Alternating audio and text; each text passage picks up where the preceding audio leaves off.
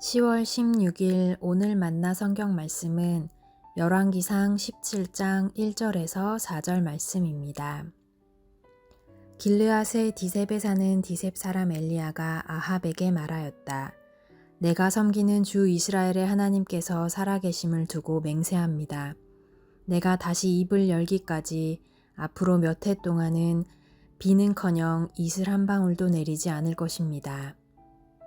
주님께서 엘리야에게 말씀하셨다. 이곳을 떠나서 동쪽으로 가거라.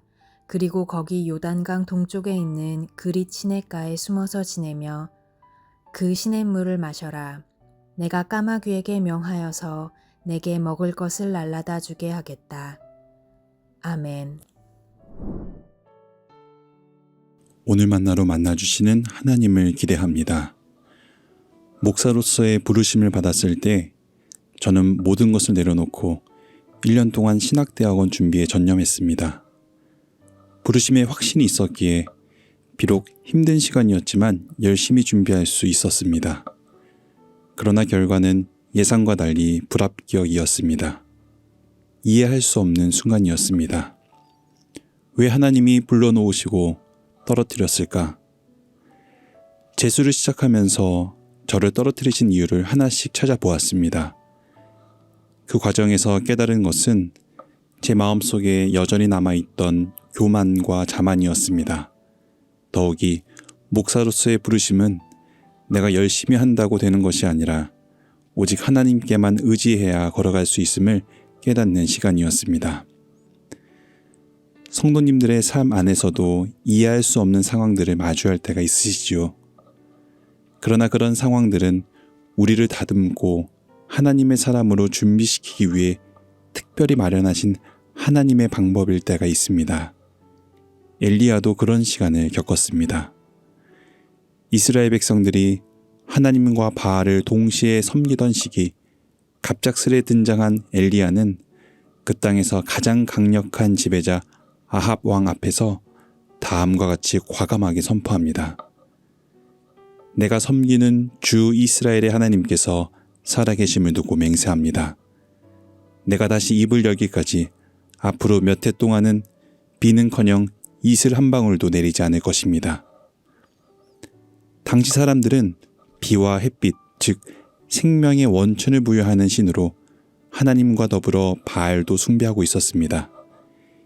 엘리야의 이러한 선포는 바알이 아니라 여호와 하나님만이 진정한 하나님이며 하나님만이 비를 주거나 또 비를 거둘 수 있는 유일한 분임을 밝히려는 것이었습니다.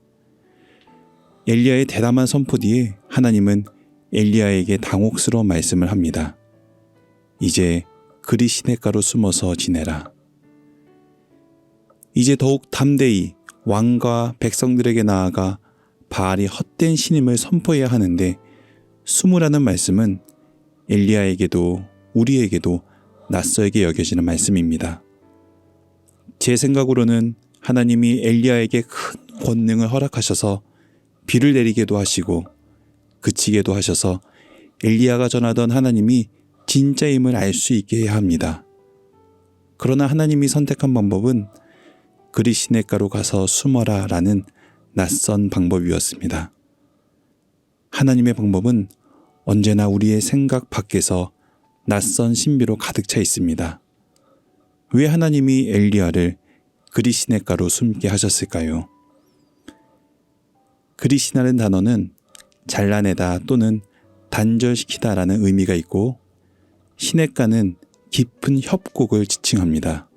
그리고 까마귀는 죽은 동물의 사체를 먹고 살지요. 그릿 시냇가는 모든 것이 단절되고 음침한 곳, 까마귀 울음말이 들리는 곳입니다.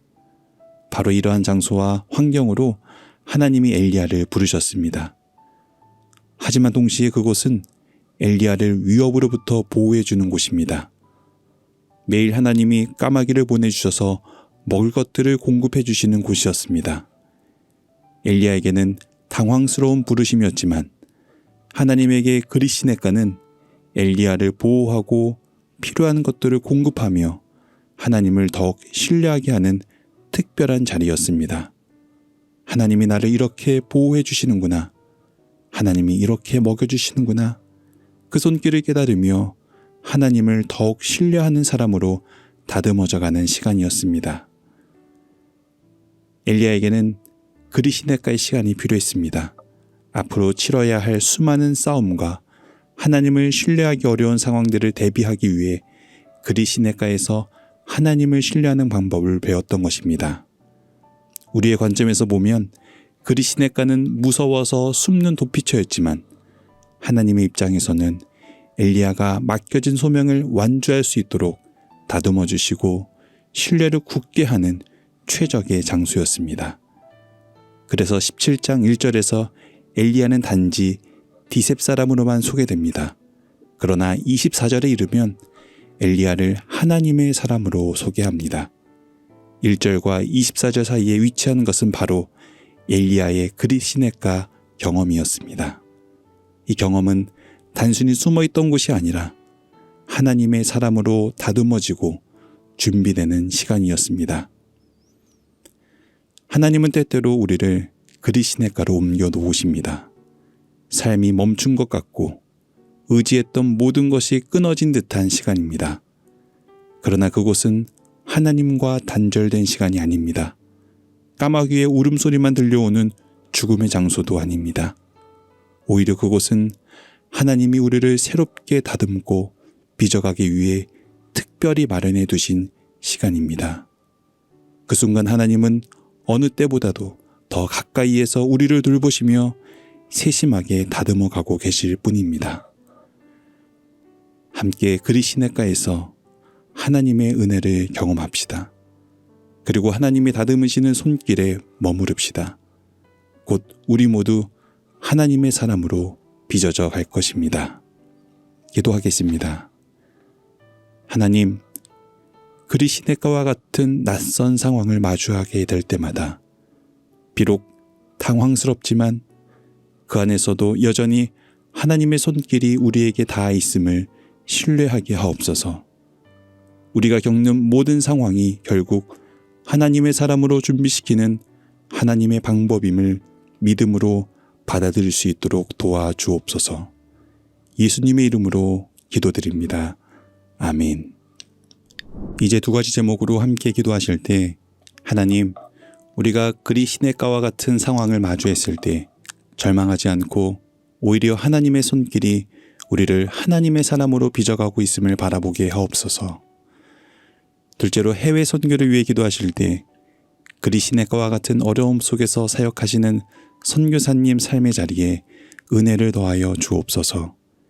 이 제목으로 기도하신 후에 개인의 기도로 나아가겠습니다.